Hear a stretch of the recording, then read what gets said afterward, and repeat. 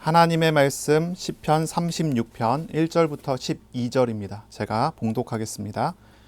악인의 죄가 그의 마음 속으로 이르기를 그의 눈에는 하나님을 두려워하는 빛이 없다 하니 그가 스스로 자랑하기를 자기의 죄악은 드러나지 아니하고 미워함을 받지도 아니하리라 함이로다.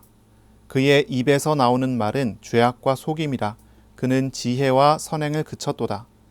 그는 그의 침상에서 죄악을 꾀하며 스스로 악한 길에 서고 악을 거절하지 아니하는도다. 여호와여, 주의 인자하심이 하늘에 있고 주의 진실하심이 공중에 사무쳤으며 주의 의는 하나님의 산들과 같고 주의 심판은 큰 바다와 같으니이다. 여호와여, 주는 사람과 짐승을 구하여 주시나이다. 하나님이여, 주의 인자하심이 어찌 그리 보배로우신지요. 사람들이 주의 날개 그늘 아래에 피하나이다. 그들이 주의 집에 있는 살찐 것으로 풍족할 것이라. 주께서 주의 복락의 강물을 마시게 하시리이다. 진실로 생명의 원천이 주께 있사오니 주의 빛 안에서 우리가 빛을 보리이다. 주를 아는 자들에게 주의 인자하심을 계속 베푸시며 마음이 정직한 자에게 주의 공의를 베푸소서. 교만한 자의 발이 내게 이르지 못하게 하시며 악인들의 손이 나를 쫓아내지 못하게 하소서. 악을 행하는 자들이 다 거기서 넘어졌으니 엎드러지고 다시 일어날 수 없으리이다. 아멘. 오늘 말씀은 시편 36편 1절로 12절입니다. 악인의 삶과 의인의 삶이라는 제목으로 우리가 함께 하나님의 말씀을 나누겠습니다. 악인의 삶과 의인의 삶입니다. 이 시는 지혜시라고 할 수 있습니다. 의인과 악인의 삶을 대조하면서 어떤 것이 지혜이고 어떤 것이 어리석은지에 대해서 이야기를 하죠. 악인은 하나님을 두려워하지 않지만 의인은 하나님을 두려워합니다. 여호와를 경외하는 것이 지식의 근본이고 지혜의 근본이라고 그랬죠. 이 말씀을 통해서 우리가 참된 지식이 무엇이고 참된 지혜가 무엇인지를 고백하는 그런 시라고 할 수 있습니다. 또한 이 시는 찬양시입니다. 하나님을 찾고 하나님을 경외하는 사람에게 주시는 은혜에 대해 하나님을 찬양합니다. 하나님은 택한 자를 구원하시고 또 헤세드, 인자하심을, 사랑하심을 보이시고요. 진실하심을 나타내시고 또한 의로우심과 판단하심으로 택한 자를 풍요롭고 충족시키시는 그런 하나님을 찬양합니다.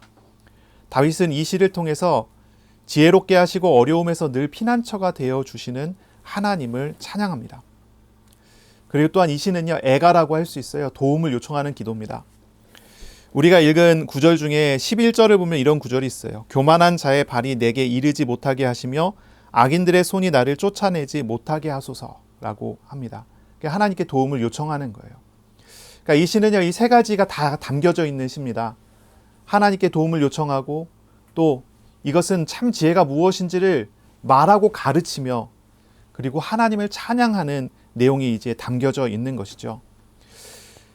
오늘 저와 여러분이 이 시를 통해서 우리에게 자신을 보이시는 하나님을 인격적으로 알아가고 참 지혜를 얻어 하나님을 경외하고 죄와 악을 버리며 하나님을 의지하는 믿음으로 그렇게 세워져 가는 은혜가 있으시기를 바랍니다. 아멘. 의인과 악인이 이렇게 등장을 하는데요. 어떤 사람이 의인이고 어떤 사람이 악인입니까? 무엇이 의이고 무엇이 악일까요? 무엇이 의이고 무엇이 악일까요? 우리가 그런 생각을 해봐야 될 것 같아요.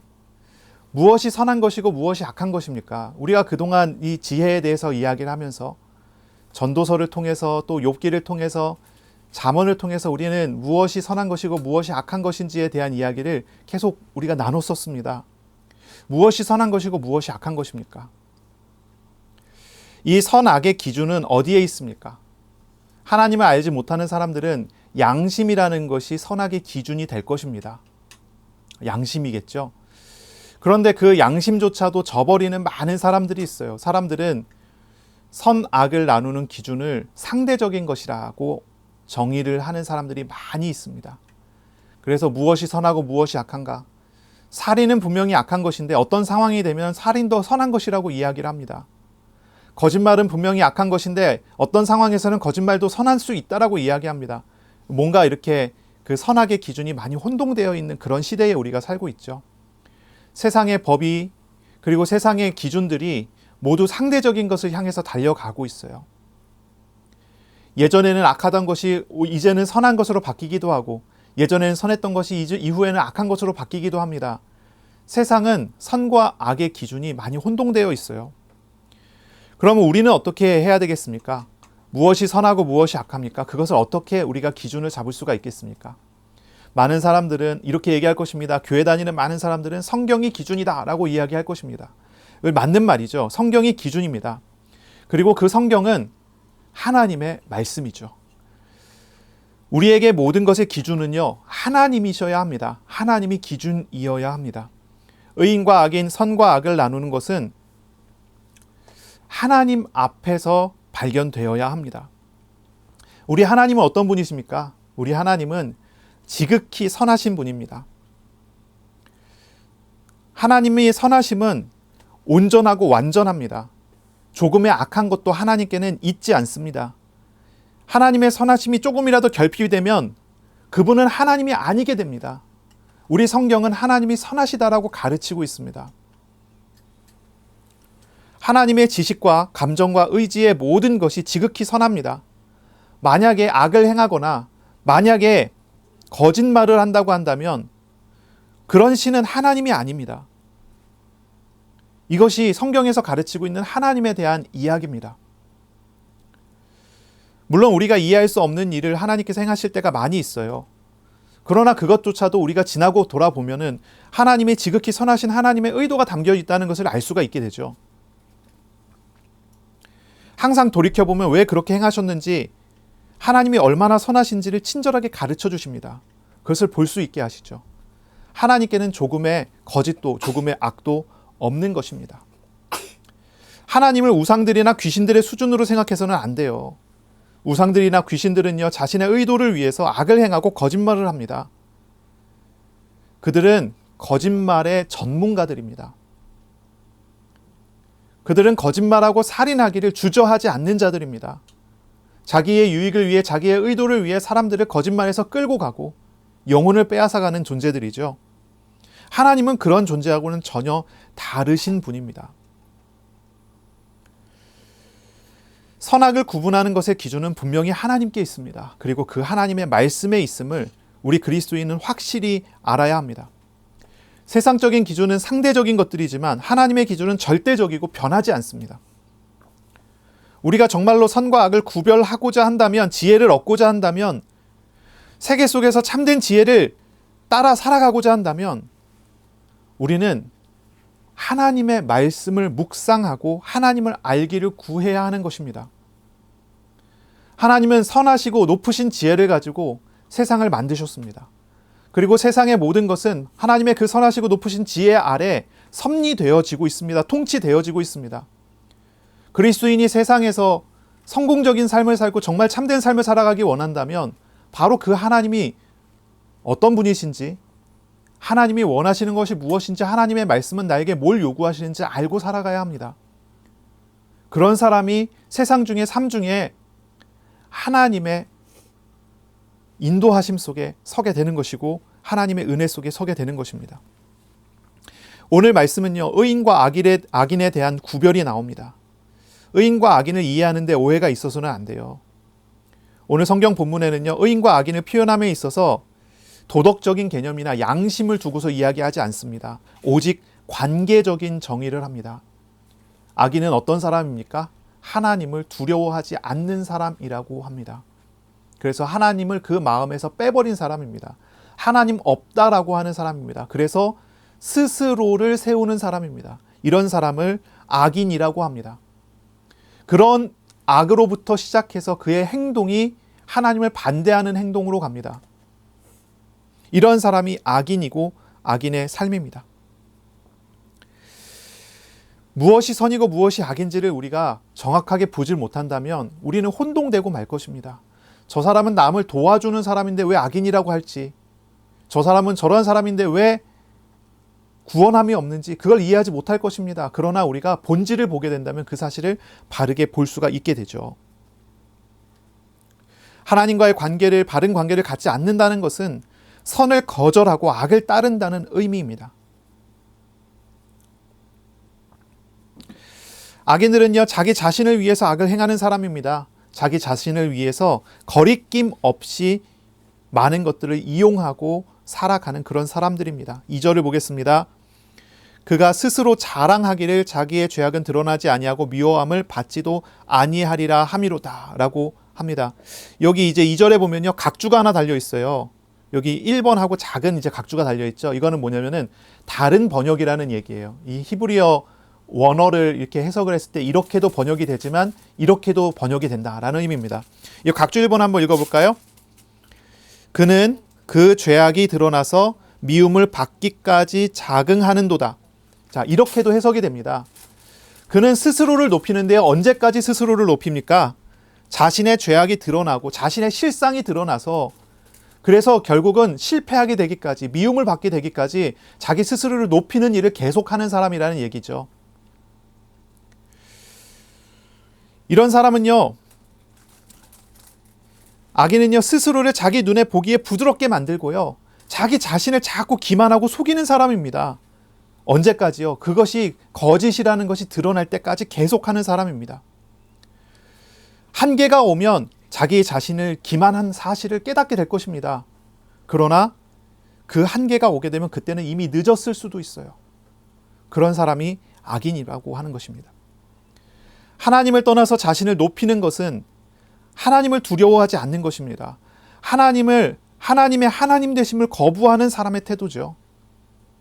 이러한 사람은 결국 3절로 연결이 되죠. 3절에 말과 행동을 하게 됩니다. 3절 보겠습니다. 그의 입에서 나오는 말은 죄악과 속임이라. 그는 지혜와 선행을 그쳤도다. 이런 사람의 입에서 나오는 말은 죄악과 속임뿐입니다. 하나님을 떠나서 스스로를 속이기에 죄악과 속임으로 스스로를 속이고 다른 사람에 대해서도 위선을 가지고 살아가게 되는 것입니다. 겉과 속이 다르죠.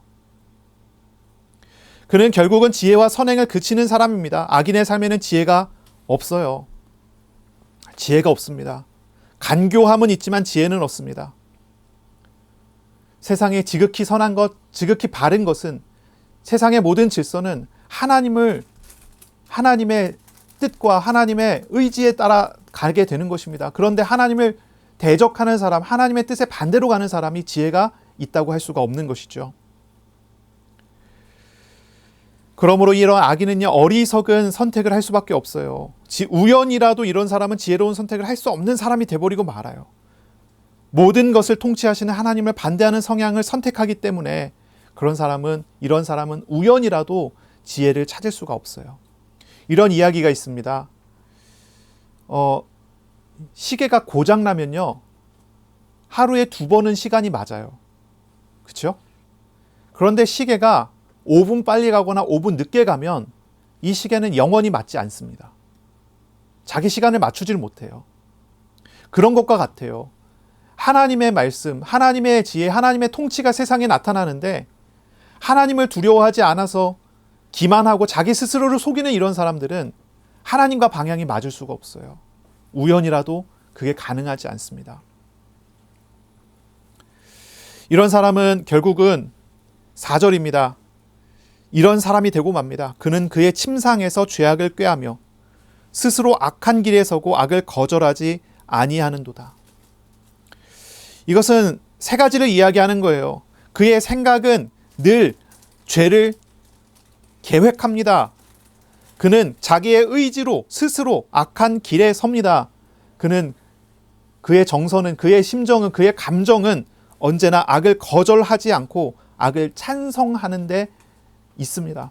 그는 자신의 전 인격이 악을 수용하고 전 인격이 악을 따라가는 그런 상태에 들어간다는 거죠. 그래서 생각으로도, 이성으로도, 감정으로도, 의지로도 전 인격이 악을 따라가는 거예요. 악인은 결국 악한 길에 서고 악에 얽매인 삶을 살아가게 됩니다. 결국 이런 악인은 어떻게 되죠? 죄악 그 자체가 자신의 삶이 되는 사람이 되고 마는 거예요. 밤낮 죄를 떠나지 않습니다. 그렇다면 그 사람의 결과는 어떻습니까? 12절에 넘어지고 엎드러지고 다시 일어날 수 없게 되는 그런 사람이 되는 것입니다. 하나님은 이런 악인들을 구원하기를 원하십니다. 이런 악인들을 변화시켜 하나님 앞에 돌이키게 하시기를 원하십니다. 하나님은 악인이 자기의 악 때문에 죽는 것을 기뻐하지 않습니다. 그가 회개해서 구원 얻는 것을 기뻐하는 거죠. 그러므로 하나님을 두려워하지 않는 사람들에게 우리는 복음을 증거해야 하고 하나님이 누구신지 하나님을 두려워해야 하는, 그래서 죄에서 돌이켜 회개하도록 우리가 이러한 사람들을 도울 수 있어야 합니다. 먼저는 우리 자신부터 시작을 해야 되겠죠. 하나님을 두려워하지 않는 마음이 있습니까? 하나님을 두려워하지 않는 그런 감정이 있습니까? 하나님 앞으로 나와야 합니다. 자신의 죄악을 하나님께 자백하고 선하신 하나님께로 돌이켜야 할 것입니다. 하나님께서는 기쁘게 우리의 죄악을 짊어져 주시며 우리를 구원하십니다. 우리를 바꾸십니다. 사람을 바꾸십니다. 우리가 예수 그리스도를 이미 영접해서 구원을 받았는데 아직도 내게 죄가 있습니까? 이렇게 누군가 질문할지 모르겠습니다. 예수 그리스도를 영접했다면 우리에게 있는 모든 죄와 죄에 대한 심판은 그리스도께서 대신 짊어지셨기 때문에 구원받고 해방받은 것이 분명히 사실입니다. 맞습니다. 하지만 우리가 육신을 떠나기 전까지 육신 가운데 살아가고 있는 이상 우리는 이 죄에서 완전히 자유롭지는 않습니다. 우리는 법적으로 구원을 받았지만 우리의 육신의 삶과 우리의 습관 속에는 여전히 죄에 얽매인 요소들이 너무나 많이 있습니다. 우리 한번 스스로 생각해 보세요. 내가 하나님을 두려워하고 있는가? 내가 거짓말을 하고, 내가 욕을 하고, 다른 사람을 미워하고, 다른 사람을 바보 취급하고, 때로는 어떤 사람은 간음하는 마음의 음욕을 품는 일들, 미워하고 질투하고 투기하고 하는 그러한 일들이 정말 나하고 상관없는 일입니까? 우리 안에 그런 것들이 가득 담겨져 있다는 거죠. 여전히 있습니다. 우리가 육신을 떠나기 전까지는 그런 것들이 여전히 있습니다. 우리는 거기에 얽매인 삶을 삽니다. 구원을 받은 하나님의 자녀이지만 여전히 이런 악인들과 다르지 않은 삶을 살고 있다는 것이죠. 하나님을 두려워하지 않는 마음과 생각과 태도가 여전히 우리 안에 남아져 있습니다. 이런 사람은 하나님 앞에 이 사실을 고백하고 자백하고 하나님께로 나아가야 합니다. 우리의 영혼을 구원하신 하나님께서 우리의 삶의 모든 얽매인 데서 우리를 자유하게 하시는 은혜를 우리가 주님께로 나아갈 때 내려주십니다. 우리에게 얽매인 많은 것들에서 우리를 자유하게 하시고 우리를 거룩하게 성화되게 하는 은혜를 우리에게 베풀어 주십니다. 남은 악한 습관들을 발견하시고 그것을 알게 된다면 거기서 회개하여 주님께로 나아가시기를 바랍니다. 회개는 우리를 거룩함에 이르게 하는 그러한 수단입니다. 죄악을 버리고 의로우신 하나님을 선택하는 작은 도전과 실천을 하시기를 바랍니다. 바로 이렇게 이제 1절부터 4절까지는요, 악인에 대한 이야기를 하고 있고요. 자, 이제 5절부터는요, 의인의 삶에 대해서 이야기를 하고 있습니다. 악인들은 어떤 사람이라 했습니까? 밤낮 죄에 대해서 계획하고 그 생각과 감정과 의지가 죄악에 물들어 있는 사람이 악인이라고 했습니다. 이 악인은요, 그 삶 자체가 죄로 가득합니다. 하나님 없는 생각으로, 기만하는 생각으로 가득한 것이 악인입니다. 그런데요, 이제부터 나오는 의인은 그와는 다른 사람입니다. 의인은 어떤 사람입니까? 우리가 잘 알고 있는 시편 1편을 한번 생각해 보세요. 복 있는 사람, 이 사람은 의인입니다. 의인은 어떤 사람입니까? 하나님을 즐거워합니다. 그래서 하나님의 말씀을 주야로 밤낮으로 묵상하는 사람입니다. 또한 의인은 어떤 사람입니까? 하나님을 두려워하는 사람입니다. 하나님을 경외하는 사람입니다. 이 사람이 의인입니다. 악인들과 삶이 다르죠. 악인들의 삶의 어떤 목적과 목표가 다르죠. 하나님을 두려워하고 하나님을 따르는 사람입니다. 5절을 읽겠습니다. 여호와여 주의 인자하심이 하늘에 있고 주의 진실하심이 공중에 사무쳤으며 주의 의는 하나님의 산들과 같고 주의 심판은 큰 바다와 같으니이다. 여호와여 주는 사람과 짐승을 구하여 주시나이다. 의인의 삶에 대해서 이야기하는데요. 하나님의 의로움을 이야기해요. 하나님의 인자하심을 이야기해요. 하나님의 진실하심, 하나님의 판단하심, 심판하심에 대해서 이야기를 해요. 의인은 어떤 사람입니까? 하나님을 의존하는 사람입니다. 하나님을 의지하는 사람이에요. 악인과 의인을 비교하는데 악인은 하나님을 두려워하지 않는다 그러고 의인은 어떤 사람이라고 합니까? 하나님을 믿는 사람이라고 합니다. 하나님을 따르는 사람이라고 합니다. 하나님께서 구하여 주시기에 의인이 된 사람입니다. 자, 우리가 한번 생각해 봐야 돼요. 의인의 삶은 어떤 삶입니까? 도덕적인 삶일까요? 십계명을 철저히 지키면 의인의 삶을 살 수 있습니까? 그렇지 않죠. 십계명을 철저히 지키기 위해서 노력하는 삶은 의인의 삶이 아니라요, 오히려 위선적인 삶일 수 있어요. 의인의 삶은요, 내면에서부터의 변화가 일어나야 참된 의인의 삶을 살 수가 있습니다. 의인의 삶은요, 그 마음 깊숙한 곳에서부터 하나님을 경외하는 그런 삶입니다. 하나님을 존경하고 하나님을 두려워하는 삶이 의인의 삶입니다. 하나님을 두려워하여 의지하며 하나님과 함께하는 삶을 살아가는 것, 그것이 의로운 사람입니다. 다윗은요, 이 5절부터 사람을 의롭게 하시고 삶을 인도하시는 하나님의 성품에 대해서 고백합니다. 다윗은 인자하심, 진실하심, 의로우신 하나님의 성품에 대해서 이야기해요. 인자하신 성품의 나타남으로써 의로우심과 심판하심도 이야기합니다. 이 모든 것이 인자하심과 그 헤세드, 그 언약 백성에게 향하는 변하지 않는 사랑이 헤세드입니다. 변하지 않는 사랑이에요. 그 사랑 안에서 모든 것이 이루어진다고 이렇게 보고 있어요. 그렇게 이야기하고 있어요. 하나님의 그 인자하신 성품은요, 어디에 나타납니까? 하늘에, 공중에, 그리고 산들과 큰 바다에 나타납니다. 우리가 눈을 들어 볼 수 있는 헤아릴 수 없는 저 하늘과 헤아릴 수 없는 저 공중에서부터 우리의 눈에 보이는 흔들리지 않는 산과 저 넓고 넓은 큰 바다에 하나님은 충만하게 하나님께서 그 성품을 드러내신다고 합니다. 여러분, 하늘을 바라볼 때 하나님의 사랑이 보입니까? 저 먼 산을 볼 때 하나님의 의로움이 보이십니까? 우리가 바다에 나가서 바다를 볼 때 하나님의 판단하심이 보이십니까? 보이나요, 안 보이나요? 다윗은 그걸 보고 있어요. 다윗이 그걸 보고 있습니다. 그리고 고백을 하는 거예요. 어떤 사람의 눈에는 보이는데 왜 우리 눈에는 잘 안 보일까요? 우리 눈이 많이 가려져 있지 않을까 싶어요. 하나님은요, 하나님의 성품을요, 우리의 모든 삶의 자리와 삶의 현장 속에 드러내시고 나타내신다고 합니다. 하나님은 모든 세계를 통해서 충만하게 하나님 자신을 증거해 주시고 나타내 주고 계셔요. 5절 뒤에 보면 하나님의 진실하심이 온 세계에 사무친다라고 얘기합니다. 그것이 하나님의 진실하심이, 하나님의 성품이 이 온 세계가 담아내지 못해서 넘쳐 흐를 정도가 된다는 얘기예요.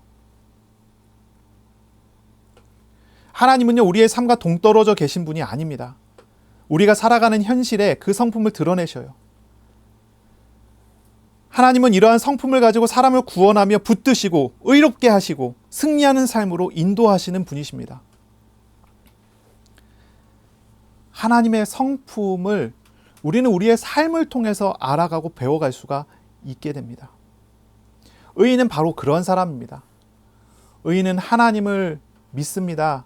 하나님을 두려워합니다. 이 온 세계를 바라보며 하나님의 크심을 경험합니다. 그래서 하나님께 더 의존합니다. 이런 사람이 의인이에요. 하나님을 두려워하지 않아 세상을 바라보면서도 하나님을 발견하지 않고 내가 그것을 기만하고 있을 수 있어요. 이것이 악인의 삶이라고 그랬잖아요. 의인의 삶은 이것과 반대의 삶인 것이죠. 온 세계를 바라볼 때마다 하나님을 보고 하나님의 함께 하심을 보고 하나님의 인도하심을 경험해가는 그러한 삶을 사는 것입니다. 이 하나님은요, 인간의 변덕스러운 마음과 너무나 다릅니다. 하나님은 변하지 않습니다. 하나님은 언제나 택한 자의 피난처가 되어 주십니다. 이 36편, 이 시편은요, 계속 반복해갖고 하나님의 인자하심에 대해서 이야기합니다. 헤세드의 하나님에 대해서 계속 반복해서 또 이야기합니다. 5절에 주의 인자하심이 하늘에 있습니다 라고 하고, 7절에 주의 인자하심이 얼마나 어찌 그리 보배로운지요 라고 합니다. 10절에 주의 인자하심을 계속 베풀어 주십시오 라고 합니다. 인자하심에 대한 고백이 계속 이어지죠. 이 모든 의인의 삶에 전반적으로 흐르는 정서는 하나님의 인자하심을 알아가는 것입니다. 하나님의 헤세드의 사랑, 변하지 않는 언약 백성을 향한 변하지 않는 그 사랑을 의지하는 것입니다. 우리가 연약할지라도 그 변하지 않는 사랑이 우리를 도우시고 우리를 일으켜 세웁니다. 세상 모든 것은 다 변해도 단 하나 변하지 않는 것은 사랑의 하나님이십니다. 그 사랑을 아는 사람은 오직 하나님을 의지하는 삶을 살아가게 될 것입니다. 7절에 하나님이여 주의 인자하심이 어찌 그리 보배로우신지요 사람들이 주의 날개 그늘 아래에 피하나이다 라고 고백합니다. 하나님은 택한 자녀들을 인자하심으로 날개 그늘로 보호하세요. 날개 그늘은 피난처를 의미합니다. 이것은 독수리가 새끼를 보호할 때 펼쳐낸 날개의 이미지예요. 어미새가 새끼새를 날개를 펴서 보호하듯이 하나님은 자녀를 사랑으로 보호해 주십니다. 피하게 하십니다. 안전하게 하십니다. 하나님이 바로 그러하신 분이라고 이야기를 하는 거예요. 어미새가 새끼새를 얼마나 아끼는지 새를 아마 이렇게 잘 관찰한 사람들은 알 것 같지 않아요? 예전에 우리 아이가 하나가 이제 그 새에 대해서 연구를 했는데 꿩이었나요? 꿩이라는 이제 새가 나와요. 이제 아주 그 천적이 나타났을 때 새끼가 가까이 있으면요, 꿩이 어떤 흉내를 냅니다. 새끼 쪽에 관심을 갖지 않게 하기 위해서 쩔뚝쩔뚝하는 흉내를 낸대요. 차라리 나를 잡아먹어라 이런 거겠죠? 새가 새끼를 향해서 새끼를 어떻게 보호하려고 하는 그런 이미지가 있어요. 늘 먹을 것을 찾아다가 먹이를 갖다가 공급을 합니다.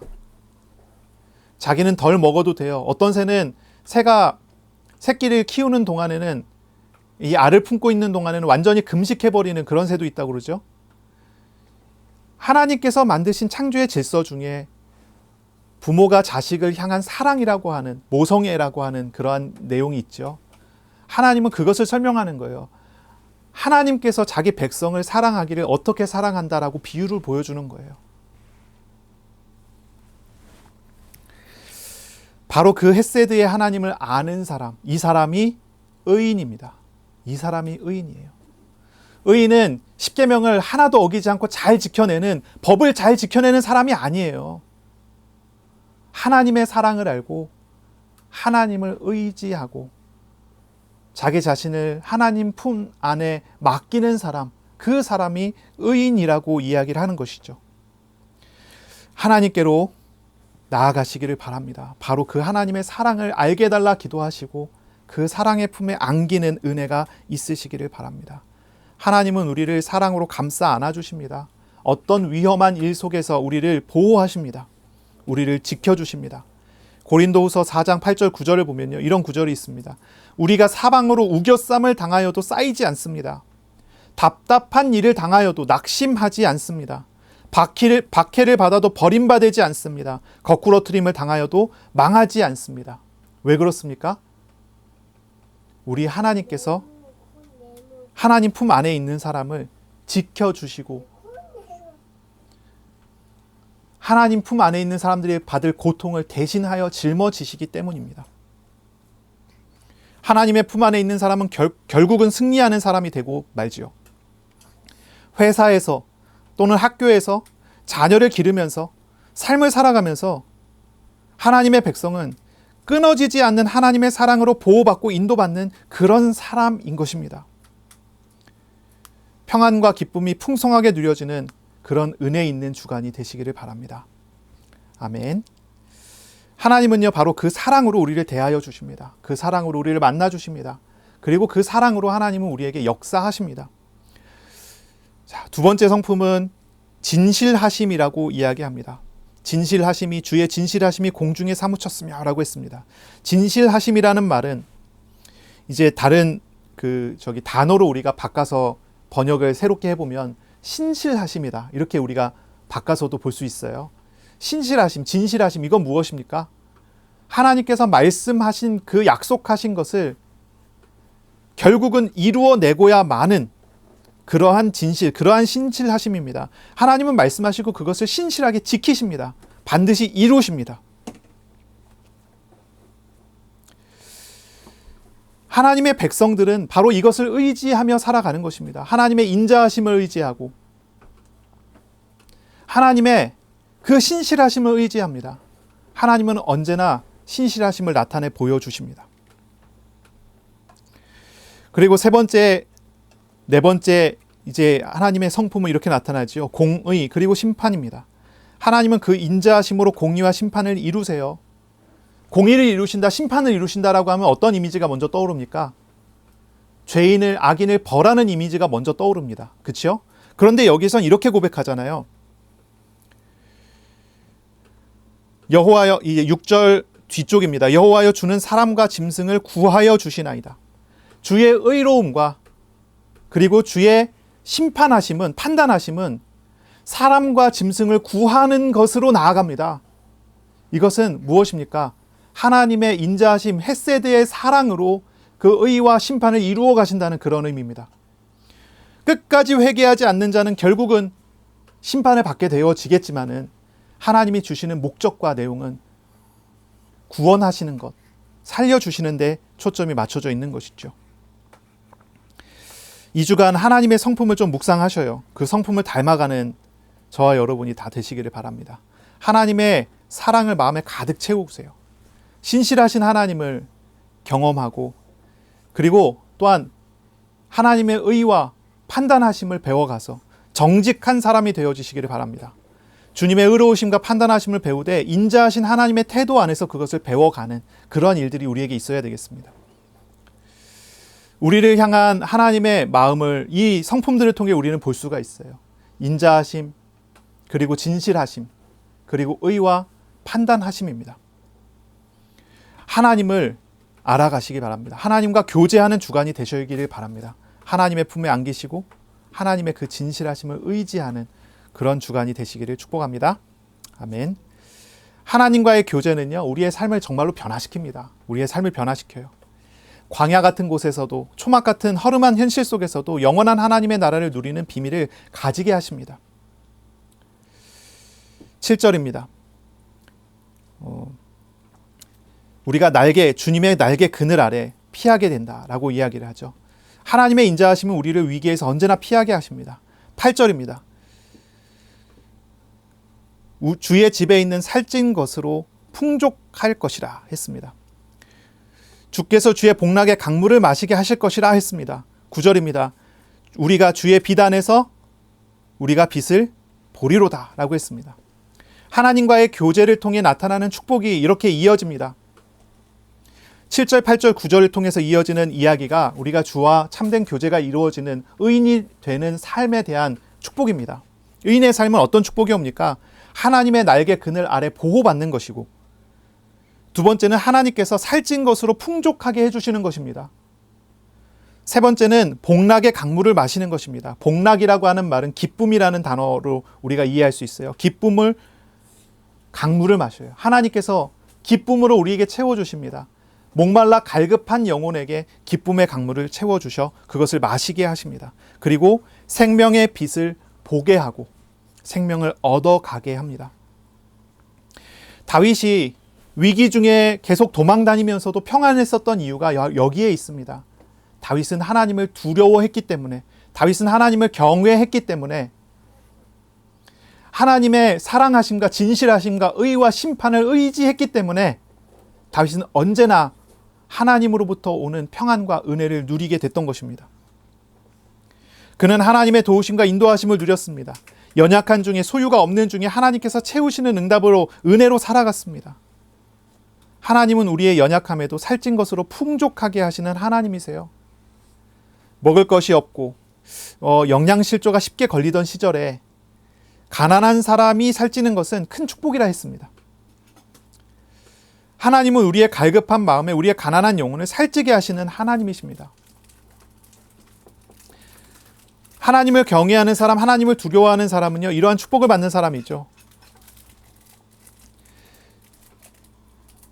하나님은 우리에게 기쁨의 강물을 마시게 하시는 하나님이세요. 우리가 이제 지난주에도 그 이야기를 했었잖아요. 이제 초막절의 마지막 날 예수님께서 말씀하십니다. 사람들에게 이야기하셨습니다. 목마른 자는 다 내게로 와서 마시라 하는 말씀을 하시죠. 이 초막절 절기에 꼭 했었던 일 중에 하나는 제사장이 실로암 못가에 갖고 물을 이렇게 길러 갖고 제단에다가 붓는 그런 행사였어요. 온 이스라엘이 그것을 바라보면서 찬양을 하도록 만들었죠. 바로 그 행사는 뭘 이야기하냐면 광야 같은 곳에서 생수를 얻게 했던 하나님의 일하심을 보게 하는 것이었습니다. 오늘 이 말씀도 마찬가지죠. 주께서 주의 복락의 강물을 마시게 하시리로다. 이 강물은 하나님께서 우리의 삶에 때때로 우리에게 채워주시는, 필요를 채워주시는 은혜를 말합니다. 이 강물은요, 영적으로 이야기한다면 성령의 충만함을 이야기합니다. 하나님은 우리에게 성령 충만을 주시고자 하신다고 하는 것입니다. 다윗은 어려움 중에 보호받았고, 다윗은 어려운 중에 하나님께서 살찌게 하셨고, 다윗은 어려운 중에 때때로 하나님께서 주시는 광야 같은 곳에서 생수를 마시듯이 갈급한 우리의 영혼, 우리가 영적으로 다운되고 어려워질 때마다 하나님 채워주시는 성령의 충만함을 얻게 하시는 은혜를 가졌다는 것이죠. 바로 그것이 의인이 받는 복입니다.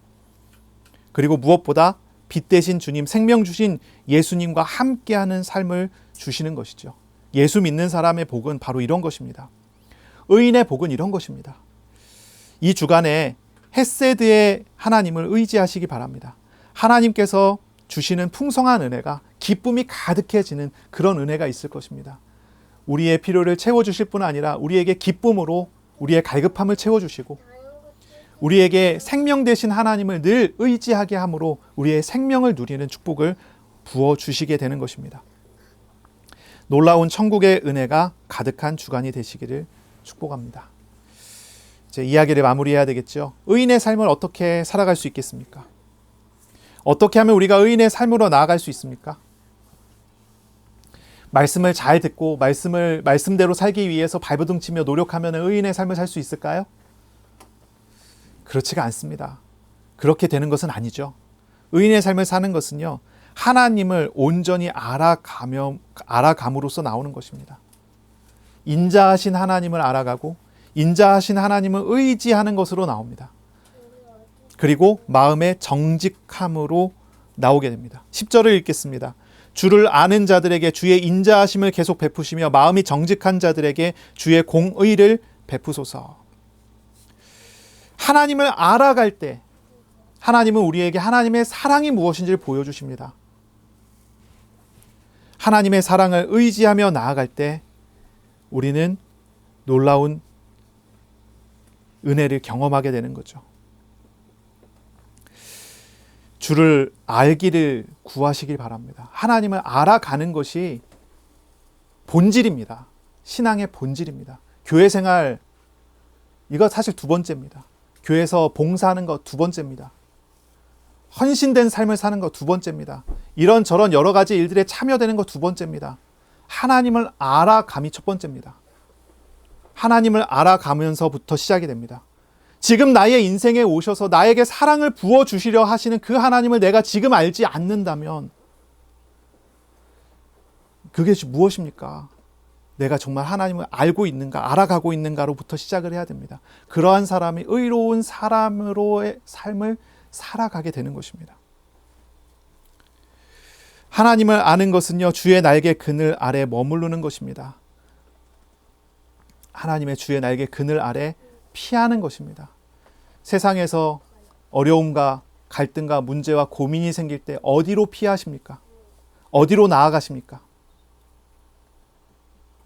어떤 사람은 잠으로 피합니다. 잠자버립니다. 어떤 사람은 음식을 열심히 먹습니다. 스트레스 푸는 거죠. 어떤 사람은 그걸 잊을 수 있는 다른 스포츠를 하고 다른 것들을 많이 합니다. 그런 것도 물론 도움이 될 거예요. 도움이 되지 않지는 않습니다. 도움이 됩니다. 그런데 본질은 어디에 있어요? 하나님께로 나아갈 때, 하나님께로 피할 때입니다. 예수 믿는 사람은 하나님께로 나아갈 때 쉼을 얻습니다. 하나님의 날개 그늘 아래 어떻게 머무릅니까? 하나님의 말씀을 묵상하시면 됩니다. 말씀을 소리내어 읽으세요. 말씀하시는 하나님을 인격적으로 알기를 간구하세요. 성령님께서 우리의 마음과 생각에 하나님을 아는 빛을 비춰주기를 간구하세요. 하나님께서 우리의 마음을 지켜주실 때, 우리의 생각을 지켜주실 때 우리 자신은 하나님의 평안을 얻게 되고, 우리를 보호하시는 분이 하나님이시라는 것, 우리를 지키시는 분이 하나님이시라는 것을 더 알아가게 됩니다. 이번 한 주간 헤세드의 하나님을 찾고 의지하시길 바랍니다. 기도하며 자신을 하나님께 맡기는 그런 주간이 되시길 바랍니다. 우리가 의지하고 있던 어떤 것이 있습니까? 그렇다면 그런 거 다 내려놓고 내가 이제는 하나님만을 의지하겠다고 고백하세요. 그리고 또한 정직한 삶을 연습하세요. 정직한 하나님 앞에서 정직한 삶을 연습하세요. 죄악과 거짓을 버리는 삶을 연습하세요. 작은 것부터 시작하세요. 하나님 앞에서 행하기를 도전하세요. 네, 우리가 도전하고 연습한다고 해서 쉽게 될까요? 그래서 하나님을 의지하는 거예요. 우리의 노력으로는 쉽지 않을 것입니다. 하나님의 도우심을 구하면서 작은 실천부터 시작해 보는 것입니다. 하나님이 일하심을 볼 때 우리는 온전히 주님께 나아가는 그런 사람이 될 수 있을 것입니다. 겸손히 하나님을 의지하며 우리의 삶을 하나님께서 온전히 인도하시도록 내어드리는 그런 주간이 되시기를 예수님의 이름으로 축복합니다. 아멘. 기도하겠습니다. 하나님 감사합니다. 오늘 의인의 삶과 악인의 삶에 대해 가르쳐 주셨습니다. 하나님, 우리 모두가 하나님을 경외하고 두려워함으로 하나님 앞에서의 삶을 살게 하여 주시옵소서. 하나님, 우리 모두가 죄악을 버리고 악한 것을 미워하며 거기서 돌이켜 은혜로우신 하나님, 헤세드의 인자하신 하나님을 알아가는 복이 있게 하여 주옵소서.